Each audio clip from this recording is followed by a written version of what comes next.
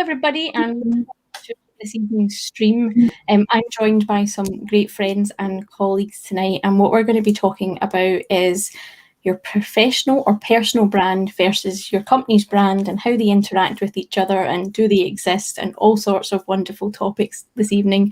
So we're going to be talking, but what we want to do is definitely have your input. So please do put in the chat box and interact with us and ask us any questions or share your opinions with us. What I want to do first of all, though, is introduce my wonderful panel this evening. So we'll just go round, and if each of you want to introduce yourself. Pumla, do you want to go first and tell the audience who you are? Great, I get to go first. So I'm Pumla Schmidt, also known as Exchange Goddess. So that is my personal brand. And I am a senior cloud advocate at Microsoft. And I actually work with Sarah. So, and thank you again for having me on here. I'm wondering why, though. Well, it was actually Steve that volunteered you. He said you would be a great guest on this. So Steve, you have to thank for that volunteer. When I think of personal branding, I always think of you. So I'll mention why a little bit later on the show. Yeah, that was more of a joke. Definitely the whole branding thing. I totally get, and I have a lot of opinions on. So you definitely poked the hornet's nest, Sarah. Awesome. Steve, do you want to introduce yourself then as well? Yeah, hi, I'm Steve Goodman. I'm a Microsoft MVP for Office apps and services, so focused on most of Microsoft 365. I work at a Microsoft partner in the UK in the day job called Content and Cloud, and I also write for Practical 365, Petri, and host All About 365 with Jay and Steve. Awesome. And Simon, do you want to introduce yourself as well, please? Absolutely. I just hope that I get my company right, because my name is Simon. I work as a workplace architect for Cygate since 13 days or so. So I'm still trying to get that brand to stick to me. Also known as BinderTech and part of Knee Deep in Tech, which is our podcast and blog together with my colleague Alexander. Awesome. So personal brand. I think we probably have to define that first of all, just to make sure that we're all on the same page and we understand what we're talking about. So does anybody want to volunteer a definition, or will I pick someone? Is there an official definition somewhere? Should be. Let me Google it real quick here. What is it?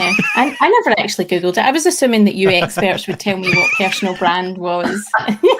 Well, the Twitter conversation had a lot of varied responses, but I think it's the proper definition, right, of personal brand.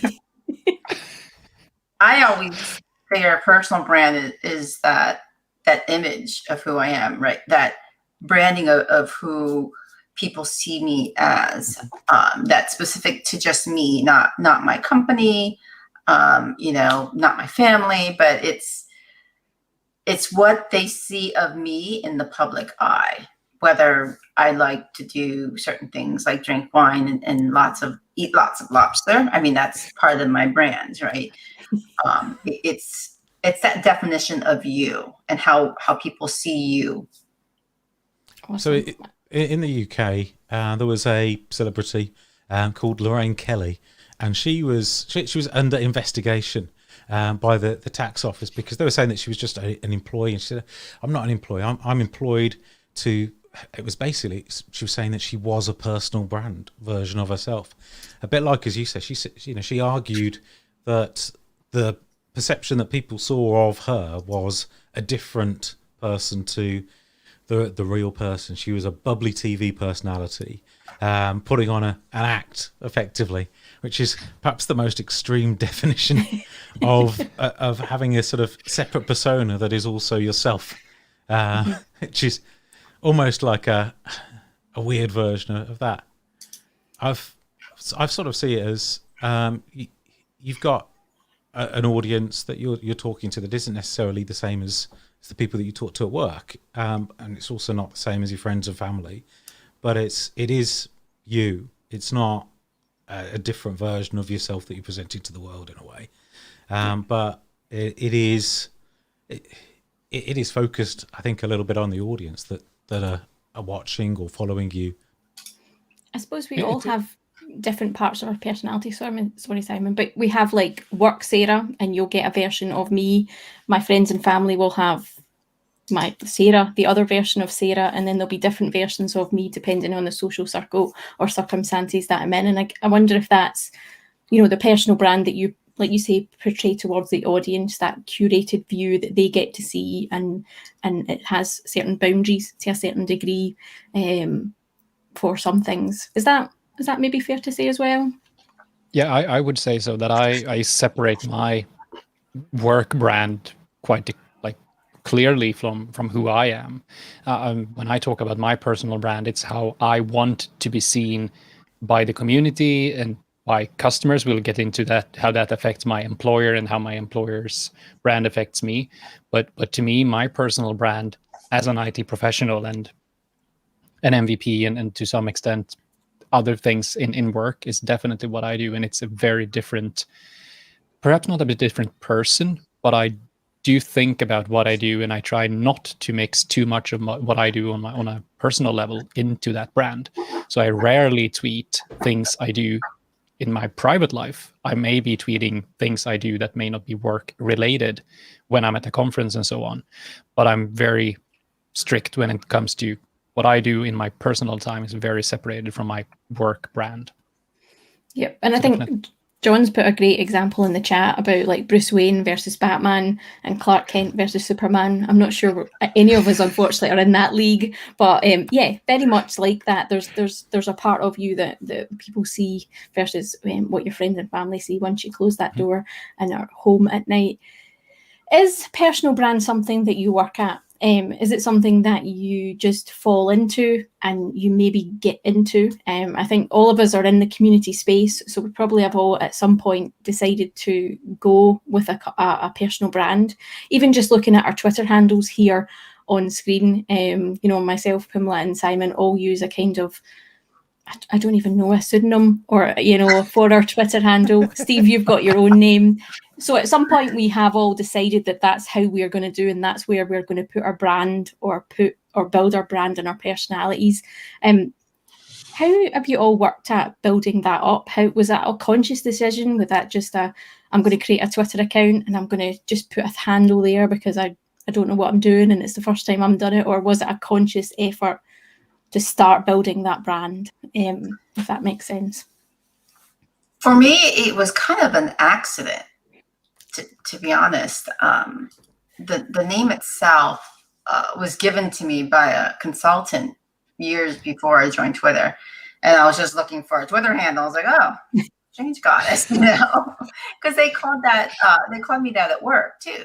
They also called me Agent P as well, because I was known just to get stuff done at work. So just like the whole personal branding for me just kind of evolved on its own. It wasn't like this conscious effort of I'm going to build this personal brand of mine. It's more of just me being me.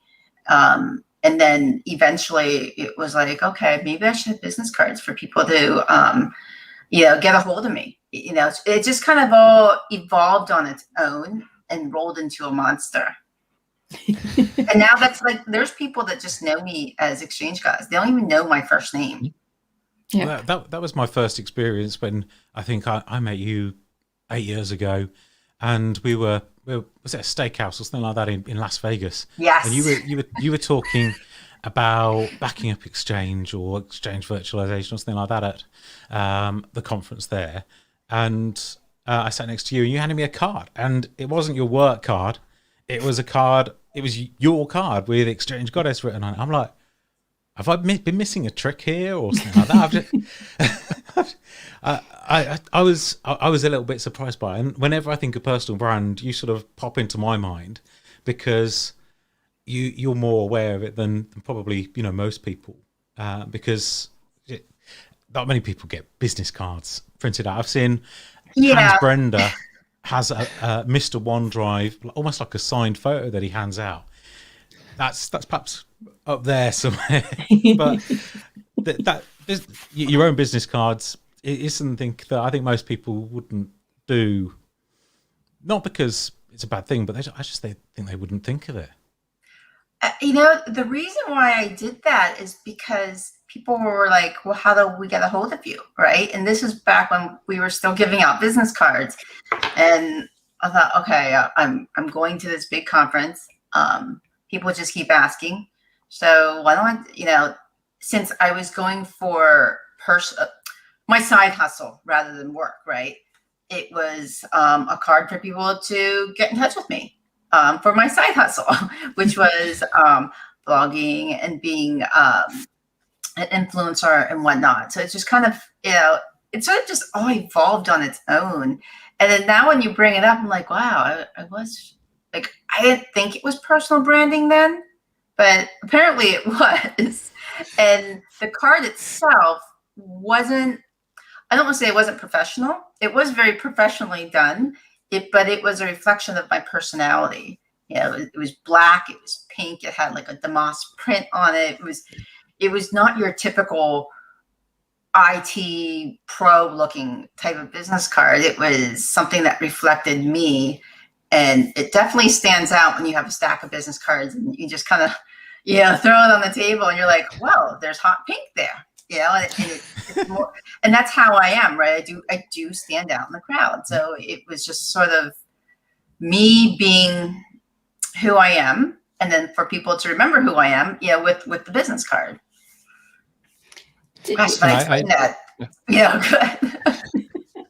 Did you do that though to build a better career for yourself, like a next progression, or to be recognized as an expert in what you were doing? Or was it just you wanted to get into public speaking, you wanted to get into blogging, so that was just that side hustle with no real objective and goal towards it?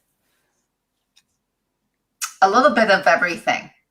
Like, honestly, I wasn't sure where it was going to take me, but I figured if I don't have a business card to give to somebody, like I wanted to look professional when I'm out there at conferences. So figured I'll have a card. If it lands more opportunities, that's awesome. If it doesn't, no big deal, right? It wasn't going to crush me.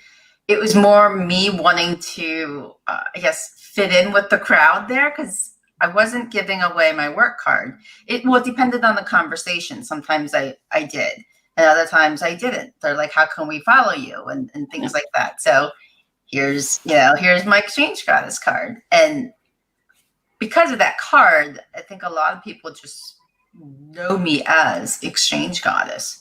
And it just became this brand. And it's funny because my family doesn't even know about it. now my kids do, but like my extended family, they're like, who's that? they have no idea. It just goes right over their head. It's so funny now. What about you, Steve, Simon? Did you guys start your personal brand? Because I know both of you do a lot of blogging, podcasting, public speaking and stuff like that. Was that a conscious decision because you were aiming towards something, or was it just like, everyone else is doing this, maybe I should get into that and let's do that as well? What was your journeys like? I think that, like, everything I did, especially in the beginning of my community presence, were because it was fun. Like, we started a podcast because we had fun doing it, and we wanted to be some part of the community. And like in the beginning, your brand is very small. No one knew like who we were, but we still did the podcasts, and we wanted to have a very high quality. So we were aware that it may end up in something good, and people tend to follow things that are good. But at some point you realize that, okay, now I'm such a public figure, and now it sounds like I'm a president of whatever, but we are public figures. Yeah. Like, people are referring to us that this person said this, and therefore it must be true. So at some point you realize that you need to take care of your brand, because it starts to influence others and influence people's decisions.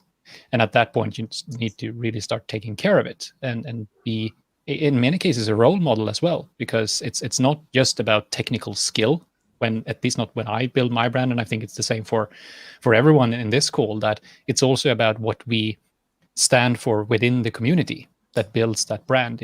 If you are not a good person, you can be as good as you want, but your personal brand, in my opinion, will never be as good or powerful as someone that tries to do good and contribute in some way as well. So I think it started off being fun. At some point, both myself and especially with the podcast, we realized that we need to start to think about what we say, because it starts to influence people. And then we're here today where most of the decisions I make have some kind of thought process behind it. There's, whenever I'm on a live stream, I do care about what I wear, the background I have. We'll get back to that later on. So I do care about that and how that reflects on both me and my employer and the brand that I'm part of in DDP in Tech. Awesome. That's good. I actually want to dive into that because you guys also have different brands. So Steve, you've got the All About 365, is that what it was with Jay? And then you said you do the Practical 365 as well. And then Simon, you do Knee Deep in Tech. Do those brands that you represent clash with your own personal brand? Like, do you sometimes have to I want to say like switch Twitter accounts or switch, and change how you maybe write something, or are they brands very much representative of yourself and are an extension to bring in more people to get to know you? Does that make sense? Steve, am I talking nonsense or? No. So, I mean, my website was originally stevieg.org, and that's still my main email address as well. But I mean, this is very briefly sort of how I also started writing about tech stuff as well, because I was interested in tech. I wanted to try and progress my career though as well. But what I was doing at the time was to do with tech, but it was not quite the same thing. It was boarding PCs into cars and being involved in those communities, which was fun in a way, but it was an expensive hobby that didn't really sort of have anything that it was different. It was completely different to the day job, right? But I'd noticed that then and when I was blogging about Office 365 and stuff like that, people would come and call me Stevie at conferences and like shows and stuff like that, and it's kind of like, well, that's not my name. I never call myself that. So I thought maybe I should change it. So I found All About 365 was free and changed the blog to that. But I was also writing for msexchange.org, TechGenix, I think is the people that own it, Tech Target, then Practical 365 and Petri. So the podcast took over really that site. Because I think it was just called like Steve Goodman's Tech Blog, but the goal of it wasn't to build a personal brand. Really, it was, as Simon said, to share with other people, because those are the people that I work with. I looked up to other people, thought I should perhaps give back a bit as well. It's also a useful way of documenting what you do, but also I found that in where I was working, I couldn't move up any further, and I couldn't move sidewards or to a job doing something like consulting quite as easily without having something that was effectively a portfolio that could demonstrate that I did know what I was talking about, and that was part of the purpose of it. But that's changed over time a little bit, which is perhaps something to talk about after this, but fundamentally they're not necessarily different, because everything that is said on the podcast, written on blogs, they're written with the same sort of voice, not the work professional voice or writing for your company's blog, but mindful of somebody who I might be working with as a customer. They're going to read that. Microsoft might read that. I've got to be conscious that my words might be repeated back to me. So you've got to think about all of those different things. But it's just written. That it's me writing. It's not me thinking, how this is going to look on a company website or something like that. I think it's a great point that what you do in terms of blogging, podcasts, and stuff like that act as a portfolio. I think that's, and I'm not ashamed to say this is how I ultimately got the job I'm in right now, because my boss, Rick Claus, saw that I was doing public speaking and blogs, and he kind of said, "Would you want to come to the team?" type thing. Obviously, it was a bit more in depth than that, but that acted as that portfolio that when Rick was looking for headcount, he saw that I was someone in the community that was potentially there. So it's a good showcase for, I think, if you build up a strong portfolio ultimately of what you're doing, of your work, of you're capable, because we've probably all fudged our CVs a little and our skill set as to what we can do a bit often to get a job. But if you're actually blogging about it, if you're writing about it, then people can almost verify that you are who you are and your skill set is almost where you're at. Which kind of leads into the company branding and how that can work together or against your personal brand, and how you juggle all of doing all of that. And I think, Simon, you said in the Twitter account that your company brand and personal brand are very much aligned, or your personal brand helps your company, I think it was you said as well, or was it the other way around? Is that so? Do you want to start off what you meant by that? Yeah, absolutely. Like when both my former employer as well as my current employer hired me, it was for a very specific reason. They wanted to be like head into a market where they weren't present, and therefore they needed someone that could vouch for those companies as being serious and being an important player in that market, either an up and coming one, or that it was a company that wanted to extend an already very good brand to a new part of IT. So it was definitely an important aspect of that, and that was also how my former manager found me as well. He saw what I did in the community and said, okay, would you like to come here and do fun things, and we see that you are capable of getting that message out there. There are most definitely people that are way better than I am, both technical and in architectural or whatever it can be, but they don't have the brand that I have. So it's definitely something that affects it. And the other way around as well. When I joined my former employer that is very, very security focused, that put a lot of expectations on me in the community as well. And I think that's very clear to see how I started to twist some of the things I did in the community to better reflect what was expected of me. And in the end, it was also in an area which is like front and center now in security. Now I'll be working more as an architect, and I will be changing my content to better reflect that as well, because that's what I want to be. That's what I'm really passionate about, and that's what I want to show customers and the community that, okay, this is what I'm doing now, and I have a company that backs that and want to support that as well. So to me, it's very intervened, but that's also why I try to separate when I want to show that now it's me talking, Simon, the community person, or and so on. And that can be like small things, like just by, let's see if I can find my mouse here, like changing into that. That's a corporate background. Okay. And when I have that, I'm heading into my other personality, which it's my personal brand in relation to my company. And then I can just change to that. And it's now the second brand. And this is just me, but it's still BinderTech. It's still Simon. It's just different contexts. And they, of course, affect one another. And there could be benefits of that. And there can be challenges. I know that when I now change to an employer that don't do that much in the digital workplace space, people are questioning, okay, why did you go there? Why should I keep following you? Because you seem to be doing something else. Yeah. So it's, of course, have a very good or big effect on that.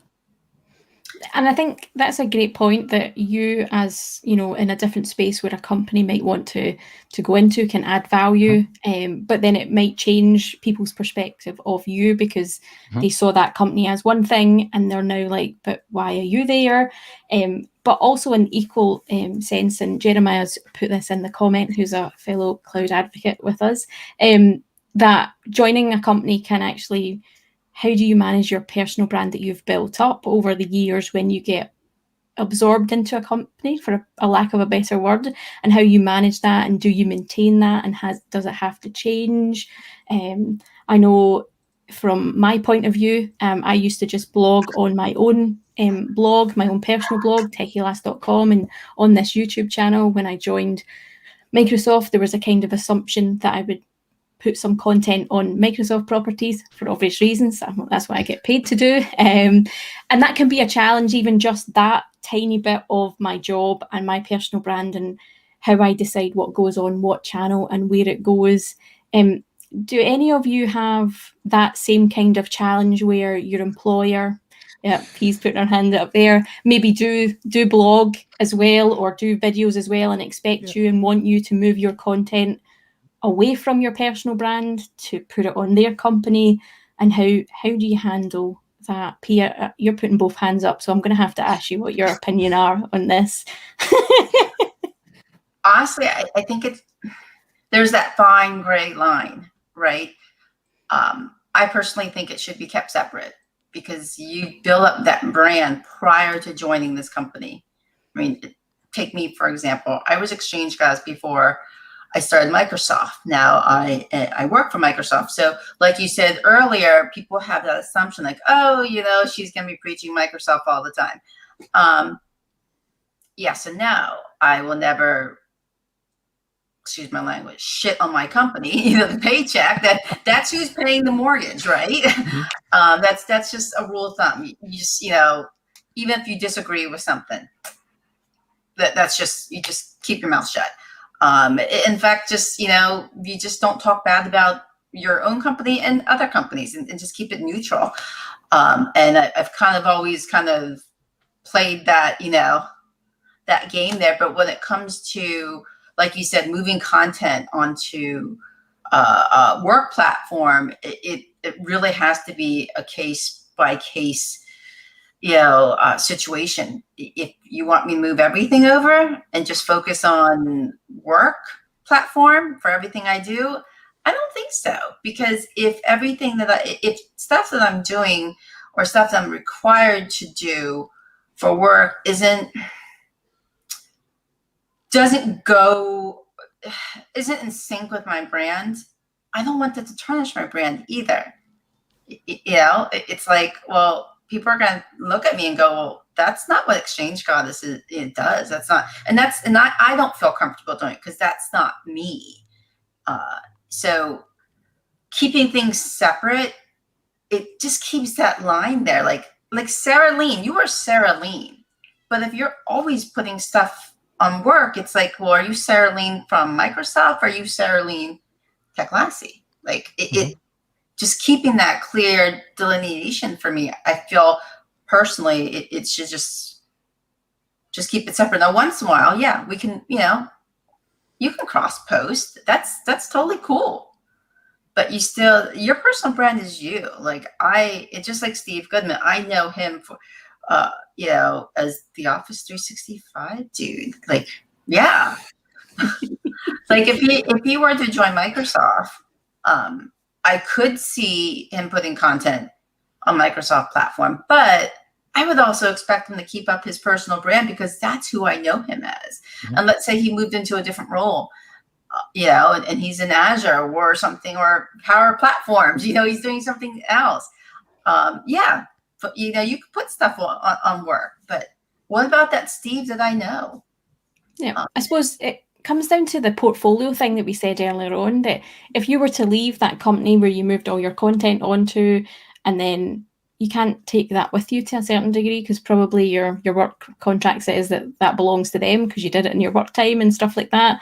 So suddenly your personal brand is almost gone, or is diluted, because it's away over here. And if your new employers are looking and they don't find anything, so I think for me, I still keep up my own blog, obviously keep up this channel, which we're on tonight, just because it's fun to do and it helps build up my personal brand and keep that portfolio of things that I'm doing there. And it's also a slightly different voice for me sometimes. Like I'll have a bit of a joke and a laugh, and I'll probably use more emoticons and fun images in my own personal stuff than I would in a work one, just because a wee bit more of my own personality and my own personal blog, and it's probably less traffic than a work blog is going to get. But I don't know, do you guys have the same issue, Steve, Simon? Do you have the same issue with your companies that they maybe want to take your content and use it? Or I think it's making sure that line is relatively clear. So, I mean, one thing I think probably people might assume, perhaps if you're a Microsoft MVP, is that you're doing that in work time if you're doing a job that's very, very similar. And it's not. So if your employer says, oh, you know what, why aren't you writing for our blog? You're writing for your own blog. Then, which they've never said to me, I should add, then I would say, well, why would I want to spend my evenings writing for the work blog? As much as great as it is, that sounds like a something that I should do in the day job. You know, happy to do so if I can make the time.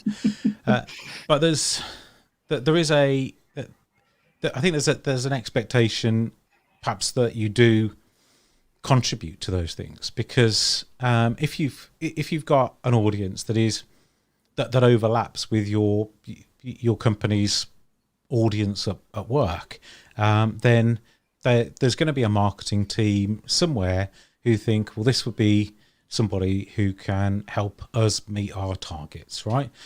And that's that's probably the most clinical way of saying it. And you'll be undervaluing yourself or underselling yourself, or perhaps you wouldn't be doing the right thing if you didn't let them leverage it in the right way. But it has to be on your terms. So, for example, if my employer said to me, we want to send out stuff using your LinkedIn account to all of your followers, all of your connections, saying, come to our new event, or we've got a discount on team services or whatever, then it'd be like a hard no, not a chance. No, you're not because you can look at it if you want. That's not a problem, but I'm not doing that because because the people that I'm talking to, I say, following up as a conversation, with the community, I follow people back. Then these are people who aren't necessarily following me because they want to buy something from my employer. They're doing that for a different reason. They might be from our competitors, which is absolutely fine.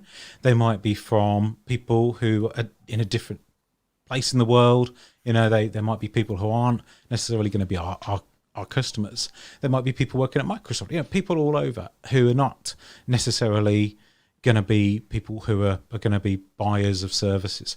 And most of the people that are following me are people who are in tech. They might be people who might also be picking partners and stuff like that, but some of them aren't. They are people generally, or the people I'm writing for, I'm writing for an earlier version of myself in a way, or I'm writing for the team I used to manage, where I'm thinking about how to help them. I'm not trying to reel them into how we could perhaps do it all for them.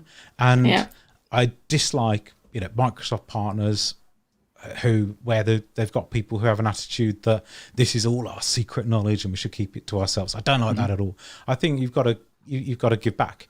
So it's not just the employer encouraging you to do it, but you've also got to pick the right place to work. So for me, it was actually at that same conference in Las Vegas. I met a chap called Lorian Strant, lovely guy, and he said, Steve, you tried this hard to come. Your employer didn't understand what an MVP was, why they should send you, even though it was mostly paid for by the conference. You're working at the wrong place. And I went through a couple of different jobs. I did love the place I was working. I got on well with my boss. It was lovely. However, that company had different goals, really, to me. So when I moved to Content and Cloud, what was Content and Code at the time, I specifically was keen to work for a partner where they might not be necessarily interested in employing lots of MVPs, but they were bought into the same sort of Microsoft vision. They weren't, my employer was like, at the time said, well, we should be an agent for all clouds. We should sell them all. They said, Office 365 is going to die a death. People are going to move back to Citrix. And that, I was like, what? Where am I working? That was the moment where I decided we should outsource all the Office 365 work to this other partner that everyone thinks they're great. So I was like, okay, this is not for me. So I went to a partner where that the goal from the person that owned the company was the same as mine. I could see that genuinely he believed in everything. And they wanted, when I spoke to the managing director, they were talking about how the company's goals were aligned to Microsoft's goals. And that mattered to the top of the company and down. And that was important to me, because it meant that at least when I'm doing my community stuff, even when they don't overlap, we're still actually going towards the same goal. So I can carry on doing my thing and I don't have to worry about how that looks to work, because our goals are basically the same. They would, if I were, for example, I did publish something on a fairly technical Exchange blog, and it was fairly detailed on their blog, and we did get some work through it, inquiries and stuff like that, because it was really, really niche. It was basically how to hybridize Exchange with loads of different Office 365 tenants manually. So super niche, super sharing deep knowledge. And I think we got 2 or 3 projects out of that, but it wasn't intended to do that. And it wasn't holding back on any particular knowledge, and nobody said, why are you telling people how to do this? So you've got to have the right employer.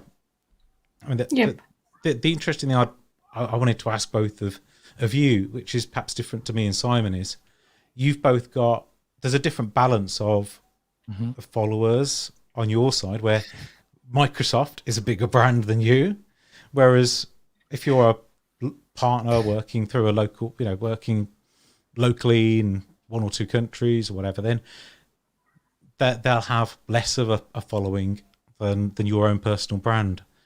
And that's, I thought that might be an interesting balance to talk about, because I'd love your perspective on how that changed when you joined Microsoft. I think for me it was more exposure, obviously, to a bigger audience, which was positive and gave me some fantastic opportunities, and I've done some fantastic things. And I think there's also been a bit of a negative. I've got some horror stories I'm sure I can share, and so can Pumla as well, which is probably another video and podcast discussion completely on its own. But yeah, it's been good in some respects, but that's also had its negative point of views. I think, like you say, there's a much bigger audience now that are aware of who we are. And when we publish like a blog I did one on like the Azure blog and stuff like that, and I got tons of followers, but not all necessarily positive, unfortunately. I'm maybe speaking for you, PP, but I think you've had the kind of same experience, to be honest, haven't you? Yeah, once you work for Microsoft, there's like this expectation almost that we're just, I don't even know what the word is, but they just expect everything from us, and to know everything. It's just so bizarre. I mean, that's probably the negative, is that everything that you say, if it's bad, can be used, against your company. So you almost feel like, okay, how do I word this? How do I say this? Right? You like, I have to delete tweet. Yeah. I'm going to be honest. I have pretty, I've calmed down a little bit since I joined Microsoft, just because, it's Microsoft. Like, if I say something bad, obviously I don't want it to affect my employer. I don't want to get fired. So yeah, in a way it hinders me, but there's been good out of this too. There's just this balance that we do have to play, and that keeping that fine line of, who we are and what the company is and what their expectation from us is. And I don't say a lot of times, but most of the time, that really isn't addressed up front. And Jeremiah has a great point, with the personal branding and the corporate branding, how do we address that upon hire? And no, we don't. One side expects, oh, you're going to write everything for us, and you're just going to wear the Microsoft cape all the time. And the other side's like, I'll wear the cape sometimes, but I still got to be me. I look at it this way. The company's going to be around. They can fire me at any moment. Right? I'm literally just a freaking number, and I can probably tell you my corporate number. But yeah, I'm just a number at the end of the day. I'm not any SVP, EVP. I'm just, I'm just working hard to do my job, and I could be let go. And when I'm let go, I still got my personal brand. That's still who I am. So keeping that fine line of that intersection and managing it, it's stressful. And I feel that when you are being hired because, oh, Tech Lassie, she's awesome, she does all this, and same thing with Exchange Guys, we're hiring these people because of who they are, it does need to be addressed up front. What are your expectations of me with my brand, with my Twitter account? Do you expect me to do XYZ all the time with my Twitter account? If you do, let's talk about this. How is this going to be accomplished? And obviously we're salaried, so all that gets rolled in. But still, is this real? Is this part of my job? Is to do all this XYZ on my social media platforms. If that's not defined up front, it becomes very gray and confusing and frustrating, and we all just kind of go, okay. There's some interesting chat going alongside what we're saying here. Stuart's pointed out that he has a YouTube channel, and often his content that he does, I'm assuming in his spare time by what he's saying here, is shared as a almost work product with colleagues and some of their customers. I'm assuming it's great content, Stuart. Unfortunately, I'm not sure I know who you are, or I've seen your channel, but how does that work? Because he's saying that it's coming very close to a work product when he's assuming doing it in his spare time. So there's that fine line of, I want to say keeping it professional. Stuart's also said that he keeps it very professional and represents I who you are. But his channel. Yeah. Okay. Yeah. But we were talking. That was a trick question. we were talking about in the run up to the show that we were talking about this, where there's content that you can do which is perhaps for a different audience. Sometimes to the one you're speaking to though as well. Like I was talking about productivity videos, right?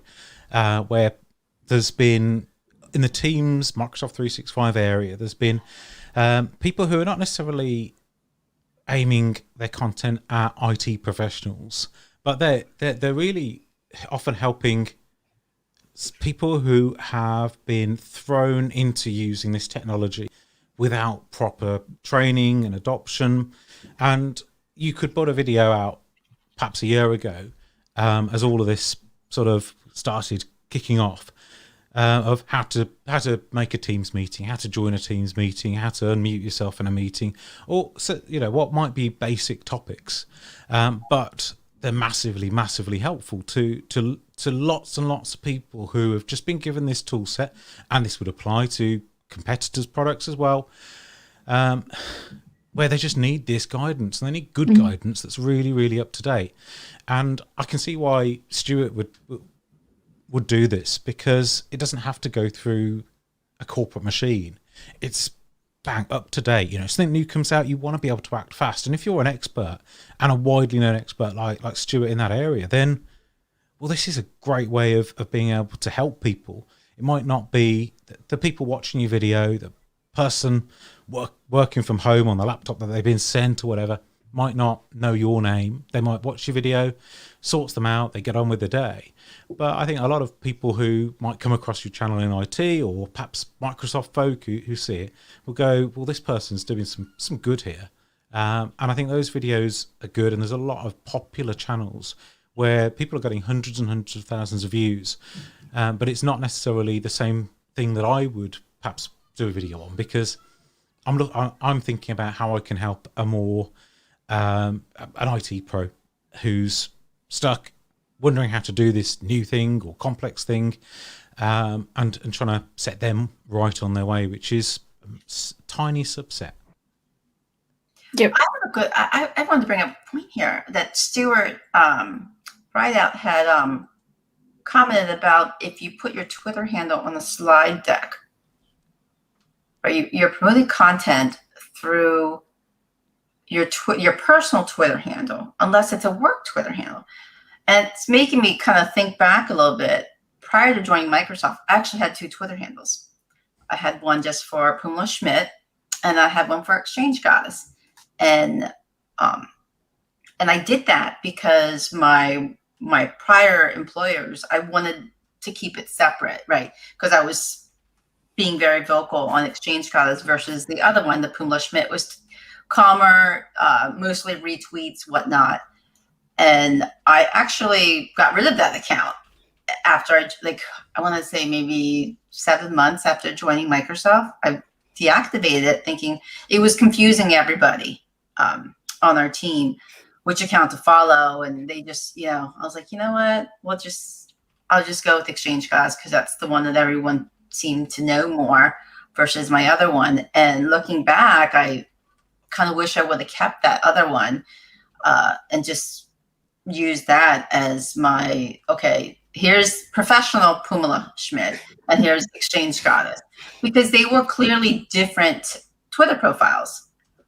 Some of the same pictures, but Pumla Schmidt was very, she was calmer.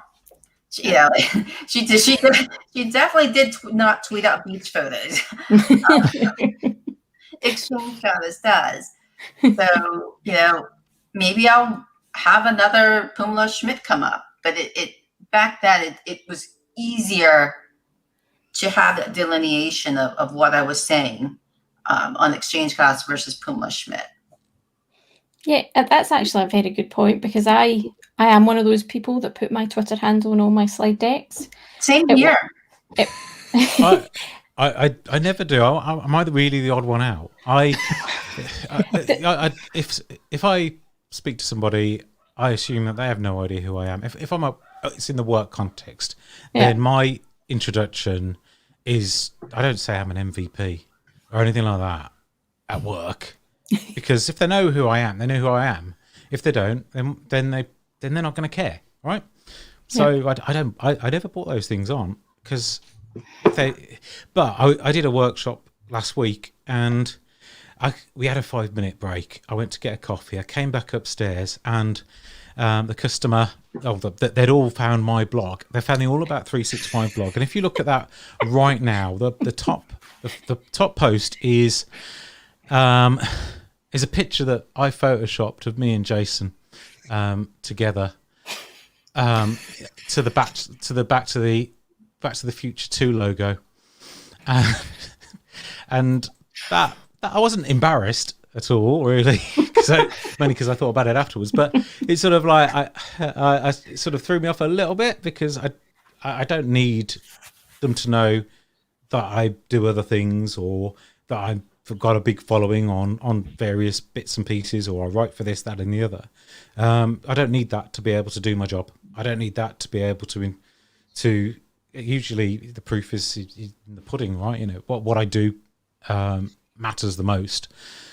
Perhaps the side hustle or personal brand or blogs, books you've written, that sort of thing. Maybe that gives you a slightly elevated level of confidence. So, if you're super confident at stuff, then people, are gonna. But ultimately, if you're talking rubbish, then they're not. So I don't lead anybody to it on purpose when I'm at work. I might, if it's like a live event, like we did a LinkedIn live event. Me and Jay did one, and I used I thought, well, I hate these live events. I like these ones where it's fun, but I don't like webinars and stuff like that. No one wants any more of that, do they? So I just did like a podcast, did it a bit like this, me and Jason talking, and I bought all about whatever it was with all about Ignite 2020 with Jay and Steve, and didn't put the Content and Cloud logos on it or anything. And And they said, this is the standard that's been set now. I'm like, fab. But apart from things like that, I'll try and I won't keep them separate. They don't need to be separate. But I don't put my Twitter handle on. I actually did it because I'm not going to say his name. Someone told me that it was a good thing to do from elevating your personal brand and getting people to know who you were. Because if people back in the day when we were all in conference halls took a picture of a slide and then shared it on, say, social media or sent it around their colleagues, they would be able to find the author of that slide to a certain degree and maybe find you and then, maybe reach out for more content or context or helping you. To Jeremiah's point in the chat here, I would never put my personal Twitter on a slide deck if I was at Ignite or Build or one of the big first party conferences that Microsoft have, because it's not about me. Necessarily when I speak at a third party conference, at a community event, it's not about me, it's about technology, what I'm talking about. But that's more Sarah, less. It's probably like less Microsoft to a certain degree, but more Sarah. Whereas when I'm speaking at Ignite or Build or something like that, that's 100% Microsoft and just a wee bit of me, to be honest. I think that's the way I look at it. I don't know if I'm looking at it wrong. I don't know if I'm looking at it right. This is probably a complete and utter different conversation that Jeremiah has now kicked off in the chat. So I mean, there's this one about Twitter. If you put your Twitter but not your Facebook on a presentation, you've made a clear indication that Twitter isn't a personal brand. I don't know. Facebook is where my family photos and stuff like that goes. It's just Facebook. I'm there for my Asian family because it seems like that's how everyone stays in contact with each other. So I actually have a different name on Facebook. I mean, there is an Office 365 tech discussions group that I moderate, but it's not the same thing, right? I add people I've met in person and know and get on with. But I don't add anybody. If they add me, I'll accept and chat to them. I'm shy like that. But it's quite interesting because I can take this on from so many angles. I'm absolutely fine with, like I said earlier, both of my previous employers have used my brand. They've hired me partly because of my brand. And I'm more than happy to use my brand to promote them as well. That doesn't mean that they are never telling me to do anything. And I'm never liking anything I can't support, even if it's the biggest bet the company have. If I don't believe that is good for my customers or for the community, I won't like it. But I'm more than happy to like it. And I may be more reluctant of liking a competitor's post with my account than I am liking a non-competitor. But again, it doesn't mean that I do not like and retweet persons that are part of the community that works for competitors, because that's, to me, it's a completely different thing. And I put my Twitter handle, I think, on every single presentation because that's part of who I am. BenderTech is a huge part of who I am, and it's always as fun to be in a presentation and people's like, "Oh, you're that guy," or it's BenderTech. It's like no one knows who I am. Everyone knows Needipintech and BenderTech. I even have people coming up to me. I have your sticker on my car. Oh, an achievement. So I think that it goes both ways, and I think the important aspect there is, like Jeremiah said, and like many of you have said as well, it's what you're comfortable with. And to me, I'm very my job is very intertwined with who I am. But on the other hand, and that was very obvious, more obvious previously, when I went to a conference or a user group and my employer didn't support that, I did mention where I worked, because I think that's part of building the brand. But I didn't use my corporate email address. I didn't use logos. I didn't use their presentation. But as soon as they supported me going to an event, I still had my Twitter handle, and I may have had my corporate account as well, because they are now ensuring that I can be here. So to me, it's always been rather clear, actually, but it's very hard to explain. I'm very emotional driven person. So it's more, does this feel like something they should get credit for? Is this something where I want to associate my brand? And that's also where when I'm part of these kinds of discussions, I'm rarely or never in this kind of discussion as my work brand. I'm here as my community brand, and I'm more than capable of messing things up, but I can also stand for, I'm not here as my employer. I'm here as who I am, and I can say whatever I like. So there's people there are people who overlap these in a different way. We seem to be quite aligned in a way, all four of us. But one thing that I don't know why it sort of grates on me a little bit, but mainly because I don't do it. But everyone might have a different opinion on this. But when folk who have a personal brand and then they start working for an employer, and then perhaps they are told to do this, we'll only send you if you do this. But what the community will see is their Twitter is suddenly full of posting about where they work and the services that they offer. It's not a person anymore. It's just retweeting marketing messages. Or the one that always bugs me, a community conference or an Ignite community session, and they put their corporate logo all over it on every single slide, or come to an event and use the corporate deck. And I just can't do that. I can say my company name once, but I'm my job and what I do. And if someone emails me at home and says, "Oh, Steve, would you help us with this?" I'll say, "Well, you can email me at my work address," and that's it. That's as stop the line there. Never really sort of mix the two, day job and hobby, between the two. But it's when I see that sort of logos all over stuff, I just think I wouldn't do it. Jeremiah brings up another good point. There's the whole privilege discussion when it comes to branding as well. Sarah and I think we're sort of on the same wavelength somewhat on how we feel about this. We're also the two women on the stream, so our opinions are, I'm not sure if there's a difference. White dude in tech versus female in tech. And I'm absolutely convinced there is. Absolutely. The I fully expectation agree with Jeremiah. Yeah. From each of us is going to be different. You guys have some more privileges than we do. The expectations from you are a lot different. We are judged so much harder on what we say, what we don't say, what we do, what we don't do. You need to see my speaker scores in the comments that I get sometimes. And I could present the same content as somebody else. In fact, I could have written that content and a white dude presents it and they can get a fabulous score, outstanding. Yet when I present it, I'm lucky to get a C. Yep. There's definitely an element to that when you're with the personal brand and how you're received and interacted with.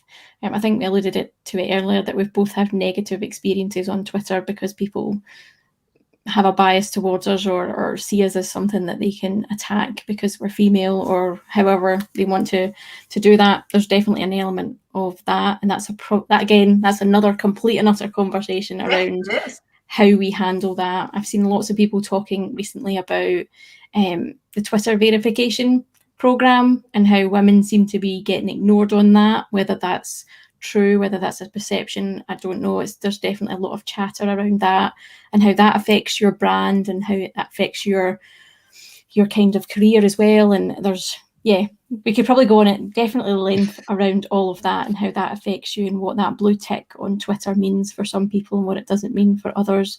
But yeah, this has actually been a really fun discussion, and we are at the hour. And I want to be mindful of everybody's time because I promise I would only steal you for an hour to talk about this tonight. But I want to say thank you to you all. Appreciate it very much. Appreciate chatting with you. Just wish we could have done this in person and we could have been round a glass of wine or a beer or whatever. I saw your gloss, Sarah.